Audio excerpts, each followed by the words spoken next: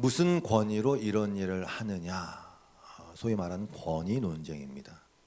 오늘 본문 말씀은 길어요. 마가복음 11장 27절부터 12장 12절까지 말씀입니다. 같이 한번 우리 읽어보도록 하겠습니다. 27절부터 시작. 그들이 다시 예루살렘에 들어가니라. 예수께서 성전에서 거니실 때에 대제사장들과 서기관들과 장로들이 나와 이르되 무슨 권위로 이런 일을 하느냐? 누가 이런 일할 권위를 주었느냐? 예수께서 이르시되 나도 한 말을 너희에게 물으리니 대답하라. 그리하면 나도 무슨 권위로 이런 일을 하는지 이르리라. 요한의 침례가 하늘로부터냐 사람으로부터냐 내게 대답하라. 그들이 서로 의논하여 이르되 만일 하늘로부터라 하면 어찌하여 그를 믿지 아니하였느냐 할 것이니 그러면 사람들로부터라 할까 하였으나 모든 사람이 요한을 참 선지자로 여김으로 그들이 백성을 두려워하는지라. 이에 예수께서 대답하여 이르되 우리가 알지 못하노라 하니 예수께서 이르시되 나도 무슨 권위로 이런 일을 하는지 너희에게 이르지 아니하리라 하시니라. 예수께서 비유로 그들에게 말씀하시되 한 사람이 포도원을 만들어 산 울타리를 두르고 즙 짜는 틀을 만들고 망대를 지어서 농부들에게 새로 주고 타국에 갔더니 때가 이르매 농부들에게 포도원 소출 얼마를 받으려고 한 종을 보내니 그들이 종을 잡아 심히 때리고 거저 보내었거늘 다시 다른 종을 보내니 그의 머리에 상처를 내고 능욕하였거늘 또 다른 종을 보내니 그들이 그를 죽이고 또 그 외 많은 종들도 더러는 때리고 더러는 죽인지라. 이제 한 사람이 남았으니 곧 그가 사랑하는 아들이라. 최후로 이를 보내며 이르되 내 아들은 존대하리라 하였더니 그 농부들이 서로 말하되 이는 상속자니 자 죽이자. 그러면 그 유산이 우리 것이 되리라 하고 이에 잡아 죽여 포도원 밖에 내던졌느니라. 포도원 주인이 어떻게 하겠느냐? 와서 그 농부들을 진멸하고 포도원을 다른 사람들에게 주리라. 너희가 성경에 건축자들이 버린 돌이 모퉁이의 머릿돌이 되었나니 이것은 주로 말미암아 된 것이요 우리 눈에 놀랍도다 함을 읽어보지도 못하였느냐 하시니라. 그들이 예수의 이 비유가 자기들을 가리켜 말씀하신 줄 알고 잡고자 하되 무리를 두려워하여 예수를 두고 가니라. 아멘. 여러분 저작권법이라는 걸 잘 알고 계시죠? 특별히 뭐 이것에 관련된 일을 하는 분들은 이 저작권법이 이렇게 참 쉽지 않습니다. 책이나 음악이든 뭐 어떤 창작물을 만들어낸 사람이 그 작품에 대한 권리를 갖고 있으니까 아무도 함부로 쓸 수 없게 법적으로 그렇게 만들어 놓은 것이죠. 쓰려면 허락을 받고 써야 되고 표절은 뭡니까? 원저자가 있는데 마치 자기가 그것을 창작해낸 것처럼 꾸며서 뭔가를 하는 것을 말하는 거고요. 사실 오늘 다루는 주제는 바로 이 권위에 관한 것입니다. 근데 영어로는 authority예요. authority. author와 발음이 어려워. th 발음 어려워. author가 작가, 저자, 뭐 만드는 사람 이걸 얘기하니까 authority예요. 사실 여러분 오늘 이 본문의 상황은 하나님의 입장에서는 참으로 어처구니가 없는 상황이죠. 이런 거와 비슷해요. 내가 내 집에서 이렇게 거닐고 있는데 편하게 내 집이니까 갑자기 누가 와서는 너는 무슨 권리로 여기서 이러고 있느냐라고 물어보는 보는 것과 비슷한 상황이에요. 예수님께서 지금 성전을 거닐고 있다고 우리가 읽었죠. 이게 원어상의 의미로는 오랜 시간 동안 머물렀다는 뜻입니다. 할 일 없이 이렇게 거닌다는 뜻이 아니라 머물렀다는 뜻이에요. 오랜 시간 동안, 꽤 오랜 시간 동안. 성전에서 뭘 하셨을까요? 이 병행 구절인 같은 상황을 설명한 다른 성경에서 마태복음, 누가복음에서 이렇게 설명하고 있어요.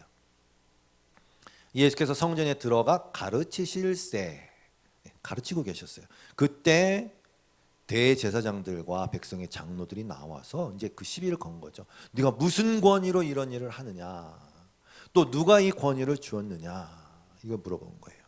한마디로 너 누구 허락받고 이거 지금 이거 하는 거냐라는 거예요.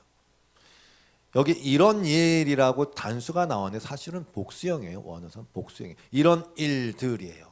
예수님이 성전에서 우리가 이 전 본문에서 봤잖아요. 성전을 뒤집어 엎으신 일도 있고 성전에서 가르치신 일도 있고 뭐 성전 앞에서 고치신 일도 있고 뭐 이런 거예요. 이런 일들 다 포함해서 이런 일들 도대체 네가 무슨 권위로 하는 거냐 이 질문을 하는 것입니다. 그런데 이 질문에는요 굉장한 오만함이 이미 깔려 있어요. 왜냐하면요 사실은 너 우리 허락받고 왜 안 해? 이거거든요. 그 당시 유대인들의 종교적, 정치적 최고 의결 기관, 뭐 입법, 사법, 행정, 사내들인 공회거든요. 그 사내들인 공회를 주축으로 이루고 있던 사람들이 대제사장들, 뭐 서기관들 이런 사람들이잖아요. 그러니까 이 질문하는 이들은 성전이 자기 것이라고 사실 생각하고 있는 거예요. 자기 영역. 근데 왜 우리 허락 안 받고 이런 짓을 벌이느냐라는 혼란이 섞여 있는 것이죠. 그리고 이 질문 안에는 사실 예수님을 어떤 곤란한 상황에 빠뜨리려는 함정이 들어 있어요. 만약에 예수님이 그 권위가 하나님께로부터다라고 얘기하면 이들은 또 신성모독으로 예수님을 몰고 갈 것이고 결국 신성모독으로 예수님을 십자가 못 박았잖아요. 개인적인 권세다라고 얘기하면 인간적 권세다라고 얘기하면 산헤드린의 권위를 무시한 거거든요. 백성들이 인정한 그 공의회인데 이런 이제 어떤 함정을 판 거죠. 그런데 사실 이런 생각들은 다 인간적 수준의 생각이죠. 그러니까 예수님이 인간이면 사람이면 그냥 사람이면 뭐 그렇게 따질 수 있어요. 사람이면 그렇게 따질 수 있어요. 그렇게 생각할 때 할 수 있는 질문들과 발상들이라는 거예요. 그래서 예수님은 이 대답에 직접 대답을 안 했어요. 뭐, 나는 하늘로부터 이런 왜 얘기해봤자 소용이 없거든요. 이미 그들의 생각은 가치관은 이미 딱 그 생각에 잡혀 있는데 그걸 얘기한다고 이게 통하겠어요? 그 예수님이 어떻게 하셨어요? 세례 요한의 권위가 어디서 왔냐라는 역질문을 하신 것이죠. 말해봤자 소용이 없어요. 오늘 보면 29절이죠. 나도 한 말은 너에게 묻겠다. 대답해라. 그럼 나도 대답해 줄게. 이렇게 한 거죠. 세례 요한의 침례가 하늘로부터냐 사람으로부터냐 물어봤어요. 근데 이제 긴급회의가 열렸겠죠. 머리를 맞대고 막 생각하는 거예요. 큰일 났다. 뭐라고 대답하지? 31절이에요. 서로 막 의논해요. 하늘로부터라 하면 어째서 그를 믿지 아니하였느냐 이렇게 할 거고 사람으로부터다 하면 모든 사람들은 요한이 하나님의 선지자라고 생각하고 있었거든요. 하늘의 권위를 받아서 뭐 세례 주고 했단 말이죠. 회개 세례를 선포했지 않습니까? 그러니까 백성들이 두려운 거예요. 괜히 이렇게 했다가 백성들한테 찍힌다. 근데 여러분 예수님의 이 질문 안에는 이미 예수님의 권위가 어디서부터 왔는지를 이렇게 함유하고 있어요. 왜? 세례 요한은 누구예요? 예수님의 길을 예비하러 온 자란 말입니다. 예수님의 길을 예비하러 온 자가 하늘로부터 권위를 받았는데 그 길을 걸어가시는 분이 하늘로부터 권위를 안 받으면 말이 안 되잖아요. 그런 의미가 이미 들어있는 거예요. 그들은요, 이 대제사장들과 서기관들은 그들의 권위를 지금 어떻게 만들고 있냐면 읽었듯이 백성들을 두려워한다는 말 안에 보면 그들의 권위를 스스로 만들려고 안간힘을 쓰고 있는 거예요. 그래서 권위를 세워줄 백성들이 두려운 거죠. 그들의 권위가 진짜 하늘의 권위가 아닌 그저 하늘이 주어진 것 내지는 그들 스스로가 이렇게 유지하려는 것이라는 반증이에요. 대중의 인기에 영합해서 권세를 얻고 유지하고자 하는 자들이 요즘도 있죠. 그걸 뭐라 그래요? 포퓰리즘이에요, 그게. 그래서 뭐 지지율 그다음에 뭐 여론 이런 거 조사하잖아요. 권위를 유지하고 싶어. 권세를 누리고 싶어. 근데 무섭단 말이죠. 이들이 지지하지 않으면 어떡하지? 이런 거. 지금 딱 그거예요. 그들 스스로 권위를 유지하고 만들어내려는 것이죠. 근데 뭐 이걸 다 차치하고 예수님이 누굽니까? 창조주. 그러면 모든 저작권은 창조주께 있는 거예요. 아니 심플하다. 이거 쭉 얘기해 볼게요. 요한복음 1장 1절 이하의 말씀에 태초에 말씀이 계시니라. 이미 태초부터 말씀이 하나님과 함께 계셨고 이 말씀은 곧 하나님이신데 그가 태초에 하나님과 함께 계셨으면서 만물이 그로 말미암아 지은 바 됐어요. 지은 것이 하나도 여기 하나도 중요해요.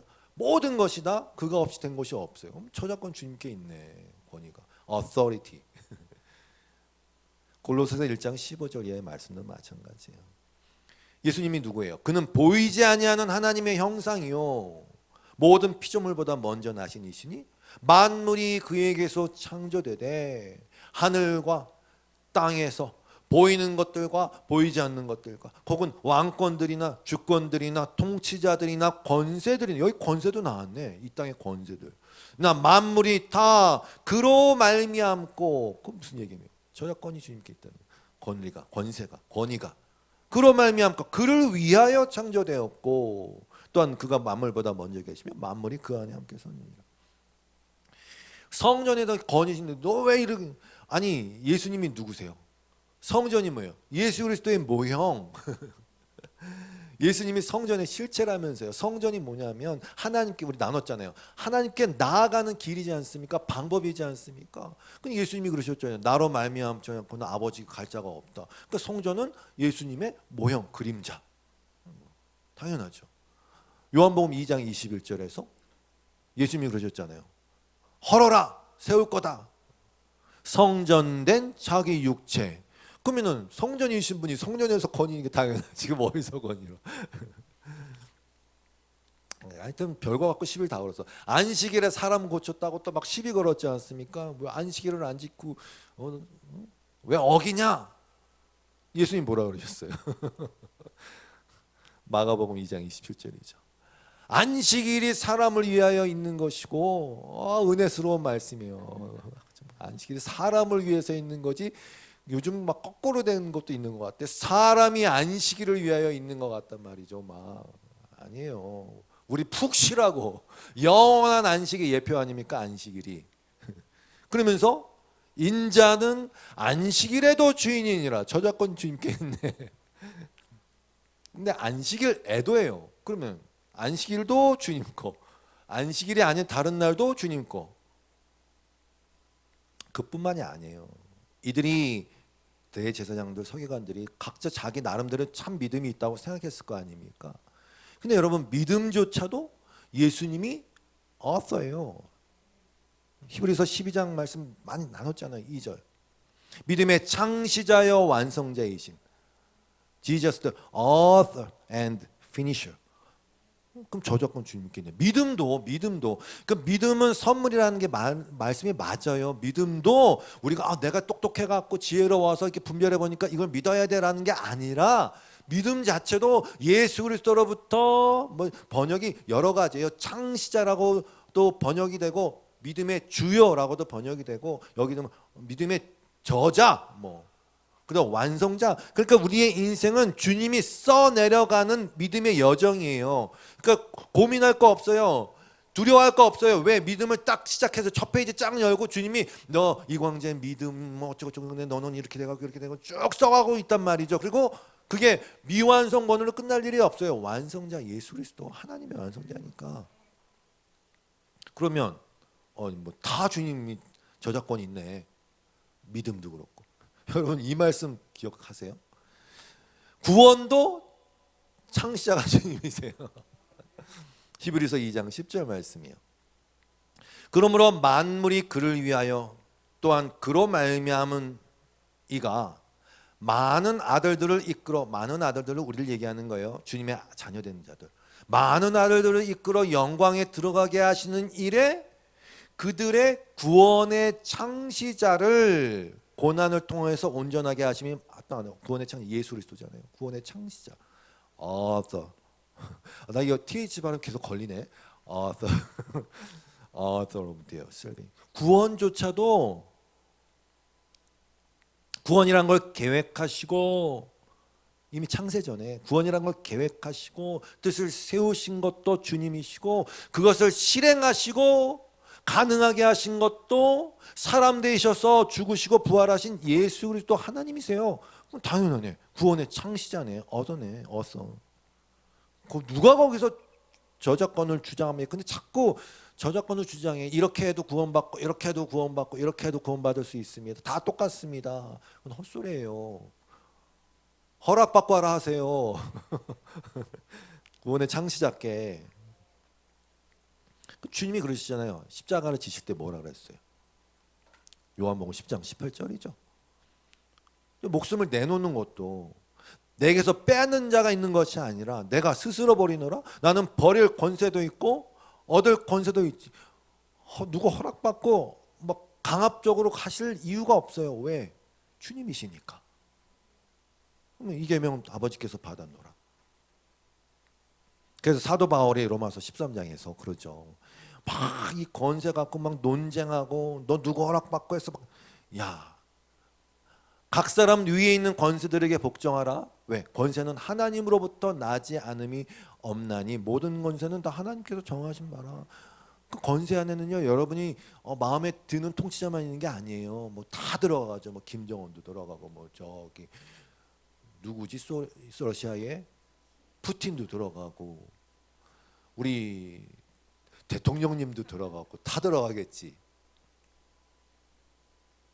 모든 권세는 하나님이 그냥 허락하신 거예요.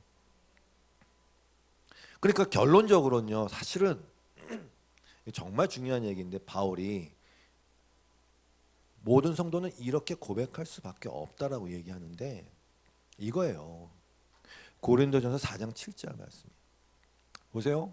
이 사람들도 이 대제사장들도 누구한테 허락받았어?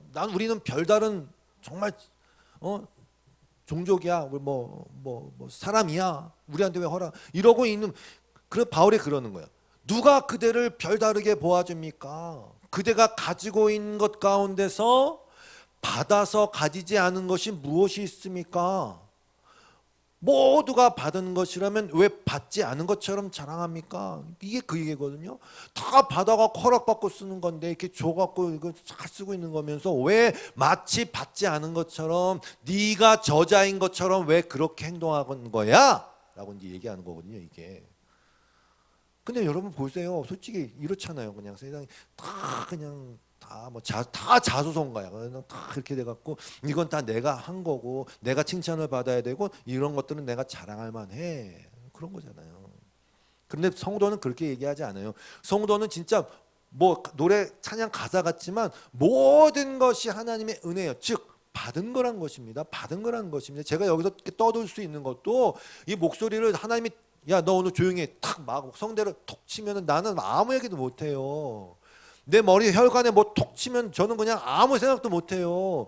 근데 너무 당연하게 생각해. 너무 당연하게 생각해. 지금 이렇게 예배 드리는 여러분도 마찬가지죠. 다리에 톡 치면 여러분 못 나와요.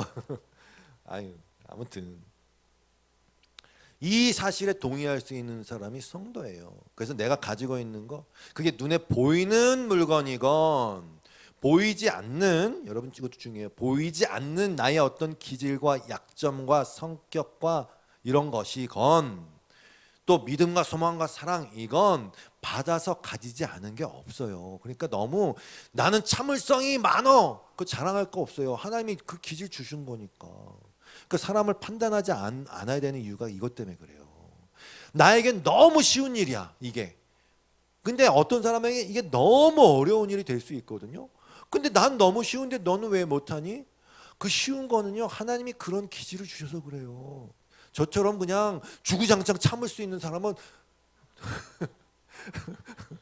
못 참는 사람에게 뭐라 하면 안 돼요. 그 내게 아니라고요. 내게 아니에요. 물론 약간 이렇게 주님이 이제 주님을 믿으면서 변화돼서 조금씩, 그러니까 여기서 이만큼에서 이만큼 있던 사람이 이렇게 가는 거고 이만큼 있던 사람이 여기 가는 거지. 네? 무슨 얘기인지 아시겠죠? 무슨 얘기인지 모르겠다 지금. 출발점이 다를 뿐이지 거기서 진보를 조금씩 하는 거, 믿음의 진보를. 그 다음에 성격도 좀 변하고 10번 못 참았던 거 한 9번 못 참는 거로 가고 그런 진보가 있어요. 당연히 있죠. 그래서 이 결론을 내기 힘들면 거꾸로 생각하면 돼요. 이렇게 생각하면 돼요. 누가복음 12장 20절 말씀처럼. 그래? 너 다 가져가면 어떻게 되는데? 한번 생각해봐. 이거예요. 막 내 거야 뭐 이거 내가 했어. 내가 저작권을 갖고 있어라고 하는 사람한테 그래? 그럼 너 생명을 내가 가져가 볼게. 그럼 네가 준비한 게 누게 되는 거니? 이 질문하면 명확해져요. 내가 누구께 될지 모르지만 내게 아니라는 건 확실해요. 그냥 우리는 알몸으로 왔다 알몸으로 가는 거 아닙니까? 욥의 고백같이. 주어진 환경과 그 다음에 사람들과 기질을 가지고 성격을 가지고 삶을 살아내다가 거기에 주님을 만나갖고 이렇게 해도 나는 정말 거룩하신 주님 앞에서는 죄인일 수밖에 없는 존재라는 걸 알고 그 다음에 그걸 갖고 살아내다가 다 반납하고 돌아가는 거예요. 알몸으로. 싸울 수 있는 게 아무것도 없어요. 싸울 수 있는 게 아무것도 없어요. 싸울 수 있는 게 있다면 얘기 좀 해주세요. 없어요. 우리가 싸울 수 있는 건 아무것도 없는데 그래서 주님이 이런 말씀한 거 아닙니까? 누가복음 12장 21절에서 자기를 위하여 재물을 쌓지 말고, 이 재물에는 꼭 돈 뭐 이런 것만 얘기하는 게 아니에요. 다 자기 자랑거리들 있지 않습니까? 자기를 위하여 재물을 쌓지 말고 하나님께 대하여 부여하라는 거예요. 하나님께 대하여 부여하지 못한 자가 이와 같은 자다. 이 아까 얘기했던 그 어리석은 자. 나 이제 이만큼 이거 보관할 데가 없네. 창고 더 지어. 이게 내가 이 정도야라고 하는 그 사람에게 얘기한 거 아닙니까? 너 그걸로 부여하지 말고 하나님께 대해서 부여해라. 남는 건 그거밖에 없다. 그 얘기 아닙니까? 다 가져갈 게 없으니까. 그러면 이 세상에 와서 우리가 하는 게 뭡니까? 아무것도 가져가지 못할 것. 도대체 이 세상에서 왜 존재하는 겁니까? 성도는 살면서 이 세상 살면서 경험하게 되는 것은 여기가 조싸우니가 아니라니까요. 여기다 쌓아두자가 아니에요. 아니까 이제 아니까 더 깊이 알게 되니까 나는 나로 만족해가 아니에요. 그게 너무나 어리석은 일이라는 것을 성령의 도우심으로 주님이 지혜 주셔서 더 깨달아 알게 되는 것이죠. 그래서 맨날 이렇게 막 여러분 짐승들은 다 고개 숙이고 다니게 만들어졌어요. 이렇게 네 발로 다니니까 그렇잖아요. 네 발로 다니는데 이렇게 안 되잖아요. 사람만 그렇게 만들어졌어요. 두 발로. 원래 하늘 쳐다보라고. 주님과 눈 맞추라고. 근데 다 기고 있잖아. 이렇게 땅의 것만 보여. 땅의 것만 보여 막. 그게 아니구나라는 걸 깨닫고 가는 거지 뭐. 그리고 중요한 거. 나는 저작권자가 아니구나 이거. 나는 하나님이 아니구나. 하나님이라는 분은 따로 계시고 그분만이 진짜라는 고백을 하는 거예요. 그래서 풀이 막 확 피고 막 꽃이 막 확 펴가지고 그 화려함을 통해서 창조주의 아름다움을 드러낸과 동시에 얘네들이 다 시드는 거지. 그러면서 이 땅의 유한함에 대해서 깨닫게 하는 소임을 다하고 가는 거예요. 매번 그러는 거예요. 매번 막 겨울 되면 다 없어지고. 근데 그걸 보면서 풀은 마르고 꽃은 시드나 하나님과 하나님의 말씀은 영영이 서리라는 영혼을 발견해야 되는데 딱 꽃 좋다 이러고 끝나면 안 된다니까요. 하나님은 영혼에 속한 분이니까. 그러니까 아까 그랬잖아요. 하나님에 대해서 부여해라는 말은 뭐냐. 이것은요 에베소서 4장 14절 이하에 나오는 바울의 기도를 보면 알 수 있어요. 하나님께 부여한 자는요 하나님을 아는 자예요. 하나님의 사랑이 우리 마음에 부은 바 돼서 그 사랑의 어떠함을 깨달아 아는 자들이 되겠죠. 읽어볼게요. 14절이에요. 이러므로 내가 하늘과 땅에 있는 각 족속, 이 족속은요 뭐 유다 지파 이게 아니라 패밀리예요. 패밀리. 하나님의 가족들, 패밀리. 각 족속에게 이름을 주신 아버지 앞에 무릎을 꿇고 빈다. 이게 이름을 주셨다는 것도 되게 중요해요. 뭐냐? 저작권자가 하나님이란 뜻이에요. 너의 이름이란 너의 존재의 의미, 가치잖아요. 각 사람의 그 이름을 줬다는 것은 저작권자로서 창조주로서 너는 이래, 너는 이래, 너는 이래. 너는 성격이 지랄 맞아. 너는 이래. 독특해 너는. 죄송해요. 이름을 주셨다는 게 그 의미를 포함하고 있다는 걸 말씀을 드리는 거예요. 그 하나님 앞에 무릎을 꿇고 빌어요. 뭐라 기도하냐? 지금 하나님께 부여한 자를 설명드리는 거예요. 그의 영광의 풍성함을 따라 그의 성령으로 말미암아 너희 속사람을 능력으로 강건하게 하시오며 어떻게 하는지 보세요. 믿음으로 말미암아 그리스도께서 너희 마음에 계시게 하시옵고 그래서 어떻게 가는지 보세요. 너희가 사랑 가운데서, 하나님의 사랑이에요. 하나님이 우리를 사랑하시잖아요. 나의 사랑 나의 어여쁜 자야. 그 사랑 가운데 너희가 뿌리를 거기다 딱 내리고 그 터가 딱 굳어지면 어떻게 됩니까? 흔들릴 수가 없다는 뜻입니다. 터에다 그 뿌리를 내리고 딱 단단하게 딱 잡아주는 거예요. 우리를. 뭐가? 사랑이 딱 잡아주는 거예요. 그러면 능히 모든 성도와 함께 이 지식에 넘치는 그리스도의 사랑을 알고 그 너비와 길이와 높이와 깊이가 어떠함을 깨달아서 어떻게? 하나님의 모든 충만하신 것으로 너희에게 충만하게 하시기를 구하노라. 뭐로? 하나님으로 부여하게 되는 거지. 하나님의 모든 충만함으로 내가 거기에 그 충만함이 딱 들어와. 그래서 하나님에 대한 알미예요. 그 사랑을 아는 거예요. 어떻게 우리를 사랑했는지, 나를 어떻게 사랑했는지 아는 거예요. 거기다 뿌리를 다 내리시기를 주님으로 축원합니다. 딴 게 뭐가 있어? 없어요. 그러면 그게 속사람이 능력으로 강건해지는 거고, 그것이 우리 안에, 우리 마음에 그리스도가 계시는 거죠. 그걸 믿음이라 하는 거고. 아무튼 그게 하나님께 부여한 자예요. 그런데 오늘 본문에 보니까 그 저작권자인 창조주 하나님 예수 그리스도를 그 앞에서 알짱거리면서 야, 너 지금 누구 허락받고 하는 거야? 이러고 있으니 한심하죠. 이걸 봐야 돼요, 정말로.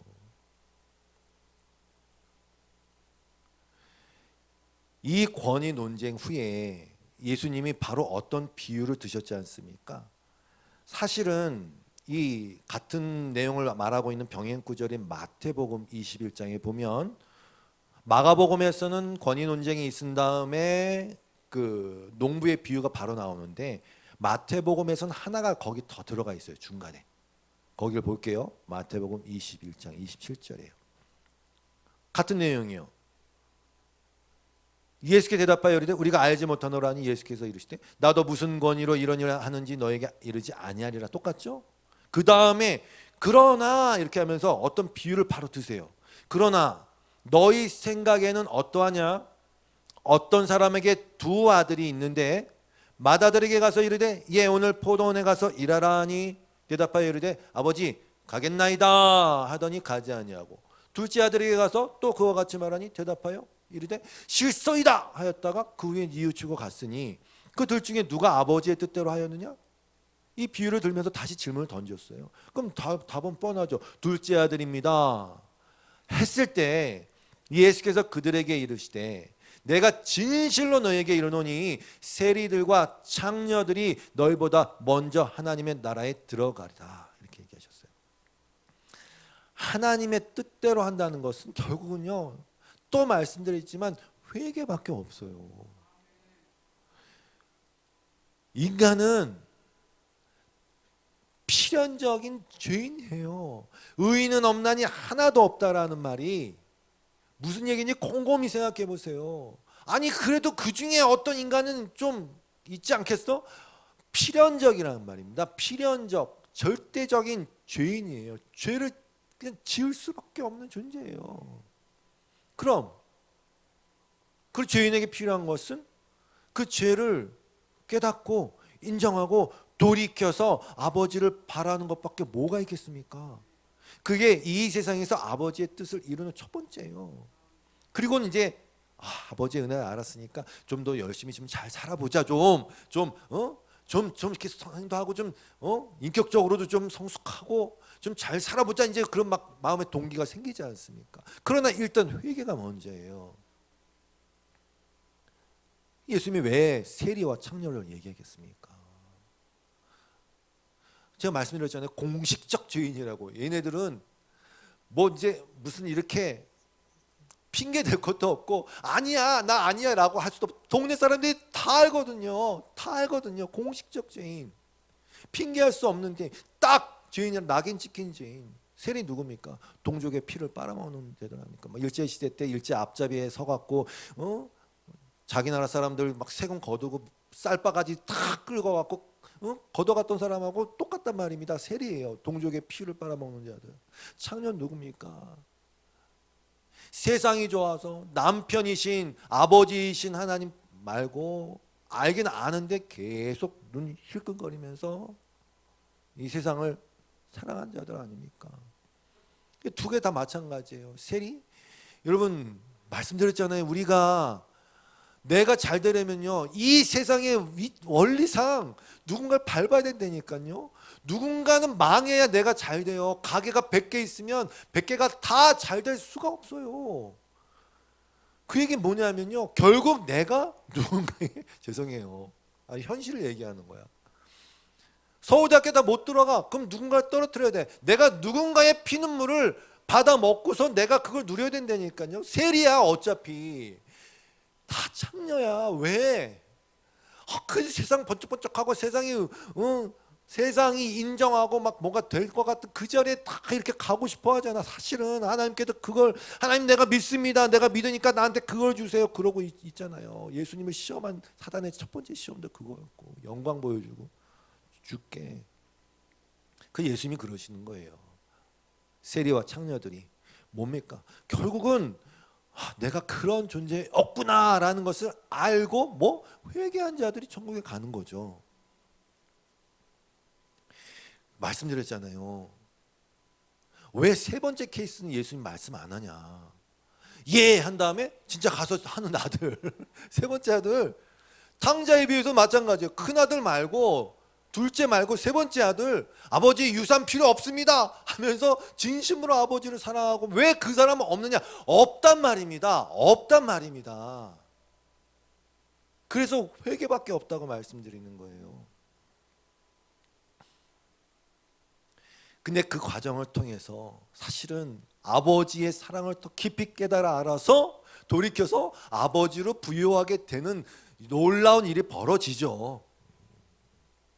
근데 이 대제사장과 서기관들은 자기들이 하나님의 뜻을 행한다고 생각하고 있으니 그 순간만큼은 회개할 기회가 없어요. 나는 잘 가고 있는데 내가 왜 회개해? 그 다음에 이어서 오늘 본문에 나오는 포도원 농부의 비유를 드신 거예요. 이해 연결이 되시죠? 그러면 이게 나는 잘못한 게 없어, 이게 원래 내 건데 이런 사람들이 어떻게 하느냐를 보여주시는 거예요. 내용은 굉장히 단순합니다. 본문 12장 1절이에요. 예수께서 비유로 그들에게 말씀하시되, 한 사람이 포도원을 만들어 산 울타리로 두르고 집 짜는 틀을 만들고 망대를 지어서, 이게 뭐야? 다 했다는 거 아닙니까? 다 완전히 딱 해갖고 짝짝짝짝 해갖고 포도즙 쫙 나오게 모든 시스템을 딱 다 했다는 거 아닙니까? 다 만들어 놓고 농부들에게 새로 주고 타국에 갔어요. 그럼 주인은 분명합니다. 저작권 분명합니다.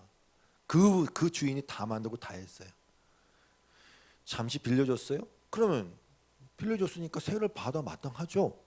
수확의 때가 됐어요. 소출의 얼마를 받으려고 종을 보냅니다. 여러분 보세요. 종을 보냈어요. 그랬더니 그 종을 때리고 빈손으로 돌려보냈어요. 근데 다시 종을 보냈어요. 그랬더니 이번에는 종의 머리를 때리고 능욕해서 돌려보냈어요. 근데 또 다른 종을 보냈어요. 그랬더니 죽여버렸어요. 근데 또 다른 종을 더 많이 보냈어요. 그랬더니 이번에는 죽이고 때리고 난리가 아니었어요. 그런데 마지막으로 사랑하는 아들을 보냈어요. 그러면 알아보겠지. 내 아들이라면 존대하겠지. 아들을 보냈다는 것은 사실 최후 통첩이에요. 여러분이 이 말씀 잘 아시죠? 로마서 8장 32절 말씀. 자기 아들을 아끼지 아니하시고 우리 모든 사람을 위하여 내주시니가 어찌 그 아들과 함께 모든 것을 우리에게 주시지 아니하겠느냐. 너무 은혜로운 말씀이죠. 근데 이거 뒤집어 얘기하면 뭔지 아십니까? 이 아들 모욕하고 무시하면 너네 정말 끝나는 거야 라는 얘기입니다. 무서운 말입니다. 모든 것을 또 줍니다. 이들에게 모든 저주와 죽음이죠. 그게 자기 아들을 보냈다는 의미입니다. 그랬더니 농부들이 서로 말하되, 얘 상속자, 야, 자 죽여버리자. 그럼 유산은 우리께 된다. 얘 잡아 죽여서 포도원 밖에 내던져느니라. 여러분, 이 농부들이 무슨 생각을 갖고 있었던 것일까요? 여러분, 그 당시의 법에 의하면 상속자가 없는 땅이나 3년 동안 주인이 소출의 이익을 받아가지 않으면 그 경작지가 소작인의 소유가 되는 법이 있었다고 그래요. 그 무슨 얘기냐면 그럴 수밖에 없는 게 그동안 그 3년 동안이나 안 했어? 그럼 주인이 뭔 일이 났겠구나, 없겠구나, 주인이 없는 거구나, 이런 생각을 할 것이란 말이죠. 그런데 여기 등장하는 이 농부들은요, 분명히 이렇게 생각했을 거예요. 저 주인은 바보다.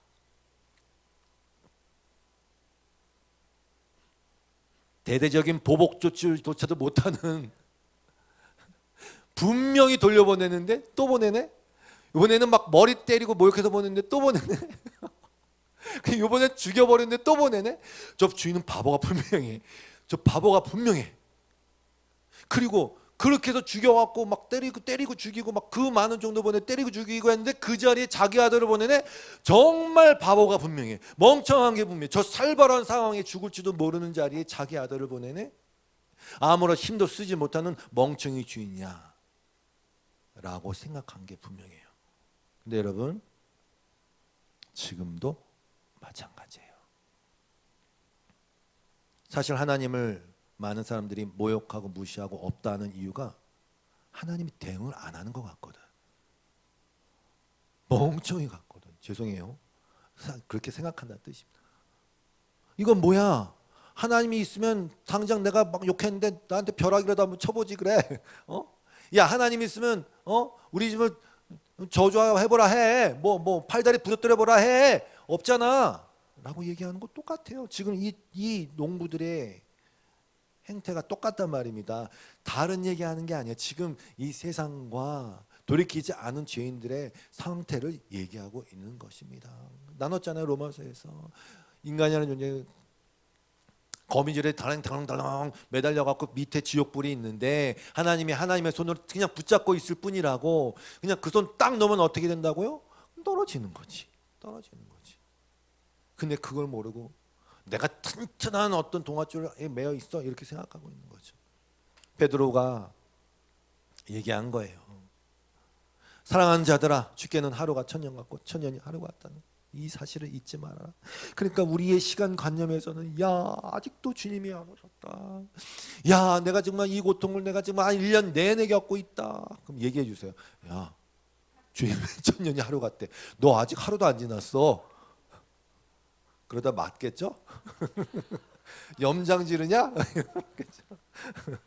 그렇게 얘기하지 마시고 주께서는 이렇게 얘기하시면 돼요. 주께서는 그러니까 답답한 거라. 왜 안 오셔? 왜 안 오셔? 아니 왜 멀쩡히 두 눈 뜨고 왜 그냥 살아계신데 왜 가만 놔둬? 왜 가만 놔둬? 주의 약속은 어떤 이들이 더디하다고 생각하는 것 같이 더딘 것이 아니라 오직 주께서는 너희에 대해서 오래 참으사 그냥 쌓아놓고 있는 겁니다. 그리고 그 쌓아놓음의 역할은 뭐냐? 확실하게 증거 수집하는 거예요. 다 너희가 어떤지 알겠어? 너희가 어떤지 알겠어? 나중에 심판대 앞에 서서 한마디 대꾸도 못하게 이 역사 내내 인간들이 그렇게 했다는 것을 보여주시는 거예요. 아무도 멸망하지 않고 다 회개하게 이르기를 원하시는데, 그러나 주의 날이 도둑같이 올 거다. 그때는 막 불이 풀어지고 이렇게 할 거야 얘기해 주는 거예요. 인간이라는 존재가 어떤 존재고 어떤 악행을 저질렀는지, 하나님께 어떻게 하나님을 그렇게 무시하고 자기들 주인 행세했는지를, 그러니까 선지자를 보내면 죽이고 선지자 보내면 죽이고 그런 거예요. 누가복음 11장 47절에서 예수님이 그러시는 거예요. 화 있을진저 너희는 선지자들의 무덤을 만드는도다. 그들을 죽인 자도 너희 조상이들이다. 이게 무슨 뜻이냐면요, 구약의 선지자들을 유대인들이 하나님이 심판이 도래했어요, 멸망할 거예요 이런 얘기를 하고 있으니까 야 평화다 평화다 이런 가짜 선지자들의 얘기는 참 넙죽넙죽 듣다가 진짜 하나님의 심판과 하나님의 진노를 얘기하는 자들은 다 무시해버리고 죽이고 때리고 가두고 했단 말이죠. 근데 지금 이 후세에 와갖고 이들이 선지자들의 무덤을 다시 만들어줘. 그러면 안 되지. 기념하면서 우리 조상들은 이랬어. 너희는 그렇게 무덤을 만드는데 너희가 너희 조상이 행한 일의 증인이 되어 옳게 여기는도다. 그래 옳게 여긴 이게 이렇게 한 게 옳게 여긴 이렇게 우리는 이렇게 경건해. 우리 조상들은 그렇게 했을지라도 우리는 알아먹어서 이렇게 무덤을 만들잖아. 경건해 옳게 여기노다. 그런데 이들이 예수를 죽였거든요. 이들이 세례 요한을 가뒀거든요. 이 49절이에요. 그러므로 하나님의 지혜가 일렀으되, 이 하나님의 지혜는 절대적 지혜 예수 그리스도를 봐도 된다고 생각해요. 하나님의 지혜가 일렀을 때 내가 선지자와 사도들을 그들에게 보내리니 그들 중에 더러는 죽이며 또 박해하리라 하였느니라. 절대적 지혜, 하나님의 지혜는 이미 알고 계신 거예요. 이 사악한 인간들이, 죄인된 인간들이 그 진리를 받아들일 수 없고 빛이 세상에 왔을 때 그 빛을 인정하지 않는다는 것을, 어둠이 깨닫지 못한다는 것을, 그래서 그 빛을 말하고 그 진리를 말하는 선지자들과 사도들 죽일 거다 박해하리라. 그래서 50절이에요. 창세 이후로 예수님이 말씀하신 거예요. 봐라, 세상이 시작된, 역사가 시작된 이후로 흘린 모든 선지자 피들을 이 세대가 담당하되, 언제부터? 곧 아벨의 피. 아벨이 누굽니까? 아담과 하와의 아들. 그냥 창세 때부터 그냥 쭉 그랬다는 걸 얘기하는 거예요. 보내는 족족 니들은 다 죽였다.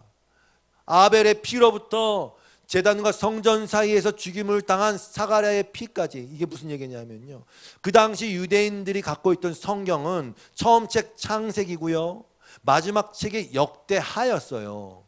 역대하의 마지막에 누가 나오냐? 이 사가랴의 피가 흘리는 게 나오거든요. 무슨 얘기냐? 너희들이 알고 있는 이 유대의 역사, 아니 세상의 역사 가운데 처음부터 끝까지 니들은 계속 이렇게 했어. 그리고 그들이 예수 그리스도를 죽였어요. 사도들은 다 순교했단 말입니다. 역사 전반에 걸쳐서 일어난 일이에요. 주인 행세를 한 인간들에 의해서 하나님보다 더 하나님 되려고 한 인간들의 역사가 바로 이것이다라는 얘기를 하는 거예요. 그러니까 이 예수님의 비유에 등장하는 농부들의 발상이 놀랍다고 생각할 수 있겠지만 아니에요. 인간이란 존재가 그렇게 해왔어요. 지금도 종종 그렇게 하고 있어요. 내 거야, 내 인생이야. 그래서 그걸 지키기 위한 수단과 방법들이 그렇게 상업적으로도 개발이 되고 뭐 여러 가지 그러면서 그것들을 부추기며 내 인생은 나의 것이고 my way, 그냥 그거를 이게 옳다고 여기는 세상을 우리는 살아가고 있는 거예요. 성도도 때론 가끔씩 그게 헷갈릴 때가 있어요. 아니에요. 다 은혜로 주어진 거예요. 그래서 성도가 다른 점은 그렇게 살다가 문득 주님의 은혜로 주인 행세를 하고 있는 나를 발견하고 가슴을 치는 거죠. 주님의 은혜로 깨달아 알아서 자꾸 회개하는 자리에 들어가는 거예요. 그냥 그 회개하는 거. 이 회개 없어도 천국에 들어갈 수 있다고 생각하는 사람들이 있는 것 같아요. 예수님은 믿으면 되는 거 아니야? 날 위해 죽었다고 믿으면 되는 거 아니에요?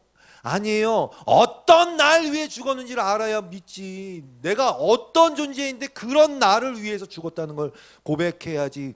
그게 고백이죠. 내가 어떤 생각으로 지금 예수님의 비유에 나와 있는 것처럼 그게 회개하는 거고, 그 회개한 자, 즉 세리와 창녀만 먼저 들어갈 거야. 그래 얘기하는 거예요. 그리고 시간이 많이 지났어요. 예수님이 마지막에 성경을 인용하시고 이 논쟁을 끝내버리셨어요. 마태복음하고 비슷하게 나오는데 마태복음이 좀 더 자세하기 때문에 여기를 읽을게요. 마태복음 21장 42절 이하예요. 예수께서 이르시되 너희가 성경에 건축자들이 버린 돌이 모퉁이의 머릿돌이 되었나니 이것은 주로 말미암아 된 것이요 우리 눈에 기이하도다 함을 읽어본 일이 없느냐. 이거 시편 118편 인용한 거예요. 그러므로 내가 너희에게 이르노니 하나님의 나라를 너희는 빼앗기고, 얘네들은 자기가 하나님 나라는 자기네 거라고 철석같이 믿고 있었거든요. 그런 너희는 빼앗기고 그 나라의 열매 맺는 백성이 받으리라. 회개의 열매. 그러면서 44절, 이 돌 위에 떨어지는 자는 깨지겠고 이 돌이 사람 위에 떨어지면 그를 가루로 만들어뜨리라 하시니 대제사장들과 바리새인들이 예수의 비유를 듣고 자기들을 가리켜 말씀하신 줄 알고 회개하지 않고 예수를 잡아 죽이려고 했단 말입니다. 건축자, 성도 여러분, 모든 인간 다 건축을 하고 있어요. 지금 바벨탑만 쌓은 게 아니에요. 다 자기 인생, 내 인생을 열심히 건축해보자. 성공이라는 건축물을 쌓아보자. 할 수 있어 쌓아보자. 그러다 보니 인간 기준에서 스스로 지혜롭다 여기고, 지혜롭다고 생각하는 인간의 기준에서 쓸데없다고 여겨지고 무시하는 게 바로 그 예수 그리스도란 말입니다. 복음.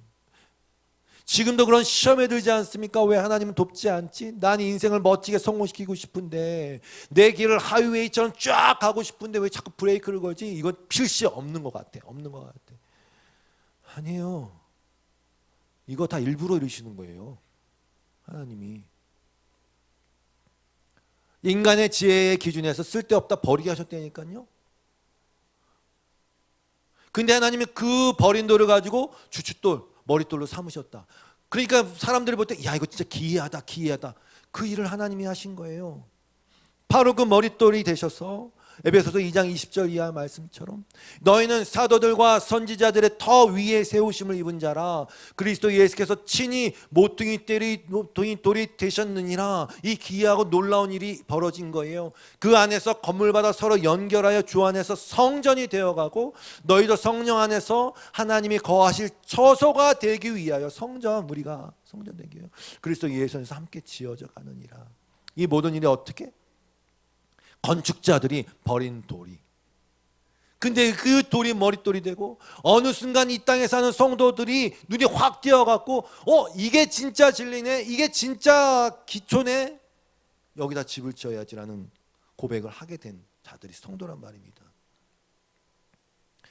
이것이 주로 말미암아 되었느니라. 이게 되게 중요합니다. 구원의 창시자가 누구? 주님. 주로 말미암아 되었느니라. 바울은 이걸 하나님의 비밀스러운 지혜, 복음의 비밀이라고 얘기했어요.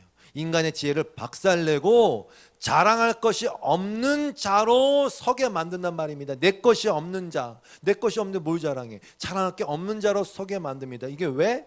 이게 무슨 일이냐면 그렇게 하셔서 지옥 가는 열차를 타고 가는 그 지옥 가는 열차의 엔진 자체를 꺼버린 거예요. 하나님이.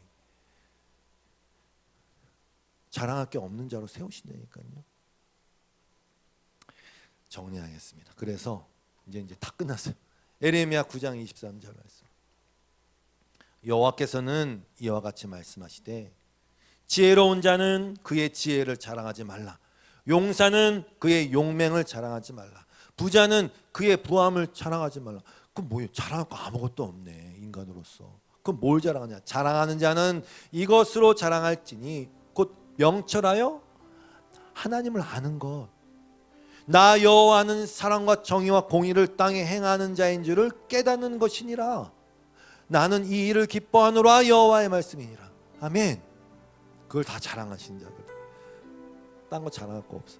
그 다음에 야고보서 4장 13절이에요. 세 번역이에요. 보세요. 모든 인간이 어떻게 하냐? 오늘이나 내일 죄송해요.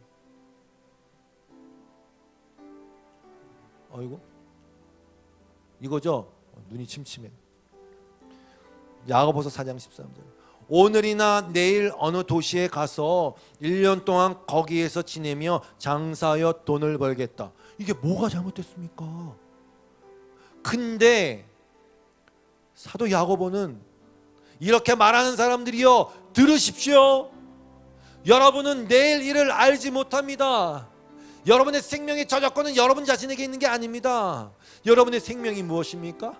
여러분은 잠깐 나타났다가 사라져버리는 안개에 지나지 않습니다. 그러니까 도리어 여러분은 이렇게 말해야 합니다. 주님께서 원하시면 허락받아야지. 주권자. 주님께서 원하시면 우리가 살 것이요. 이 말은 뭡니까? 주님께서 원하시면 내일 죽어도 괜찮아요. 나는 믿음을 갖고 있고 주님이 어떠한 분이신지를 알기에, 그 십자가의 보혈의 공로가 어떤 인지를 알기에, 하나님이 나를 어떻게 사랑하셨는지를 알기에, 그 흔들림 없는 사랑 위에 내가 털을 잡고 뿌리를 내렸기 때문에 주님이 원하시면 나 다 됐다, 너 이제 와라, 그럼 나 갈게요. 난 얘기 아닙니까? 그리고 사는 동안에 주님이 원하시면 이런 일도 할 거다, 주님이 원하시면 저런 일도 할 거다.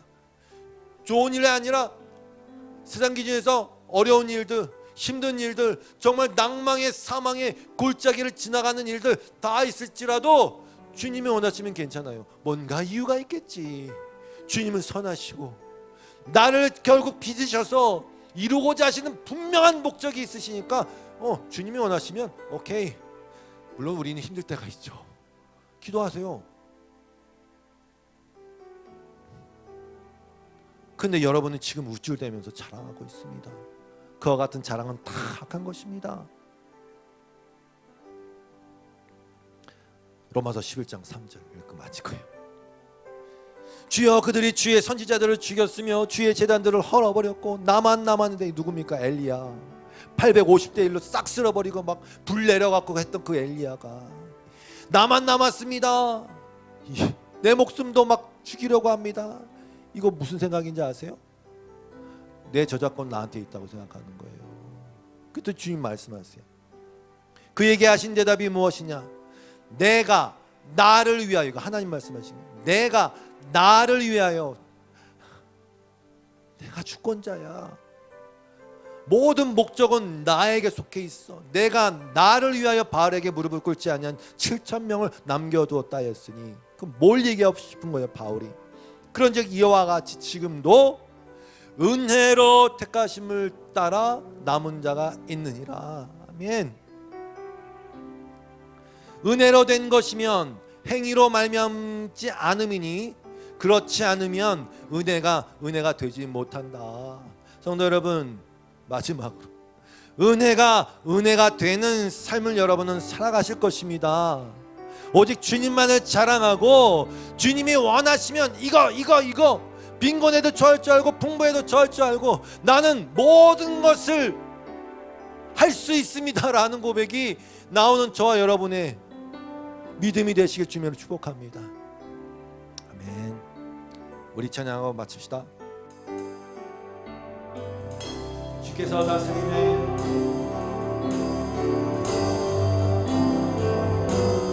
주께서 다스리네 내 삶을, 주께서 다스리네 내 삶. 선포하세요. 주께서 일하시네 지금도 주께서 일하시네 내 삶. 주님만 의지해요. 주님만 의지해요. 주님만 의지해요. 주님만 의지해요. 예 주님, 주님만 의지해요. 주님만 의지해요. 주님만 의지해요. 예 주님 마음의 창조자, 만물의 창조자, 열방의 통치자, 열방의 통치자, 주 다스리시네, 주 다스리시. 다 주께 속했네, 다 주께 속했네. 주님만 예배해요. 주님만 예배해요. 주님만 예배해요. 주님만 예배해요. 예 주님, 주님만 예배해요. 주님만 예배해요. 주님만 예배해요. 예 주. 하나님 아버지 감사합니다. 주님만 의지합니다. 주님이 만물의 창조자이십니다. 열방의 통치자이십니다. 주님이 다스리십니다. 다 주님의 것입니다. 주님이 모든 것의 저작권자이십니다. 그러한 주님을 온전히 신뢰하며 나아간 우리 모두가 되게 하여 주시사 주님을 바라보고 주님을 붙들고 이 인생, 이 믿음의 길 잘 걸어갈 수 있도록 주님 다시 한번 우리의 심령을 붙잡아 주시옵소서. 예수님의 이름으로 기도드렸고 주 앞에 드린 모든 예물들과 기도에 응답하셔서 이 믿음의 길, 주님이 단련하시고 빚어가시는 이 믿음의 길, 우리 아버지 살아계시고 지금도 동행하고 계심을 고백하는 놀라운 일들과 체험이 있게 하여 주시옵소서. 예수님의 이름으로 기도드리옵고 이제는 우리 주 예수 그리스도의 놀라우신 은혜와 하나님 아버지의 극진하신 사랑하심과 성령님의 교통하심이 오늘도 모든 것들이 주님의 것임을 선포하며 믿음으로 살아가기를 작정하며 예배한 예배자들 위에 이 교회 위에 영원토록 함께 하시기를 간절히 축원하옵나이다. 아멘.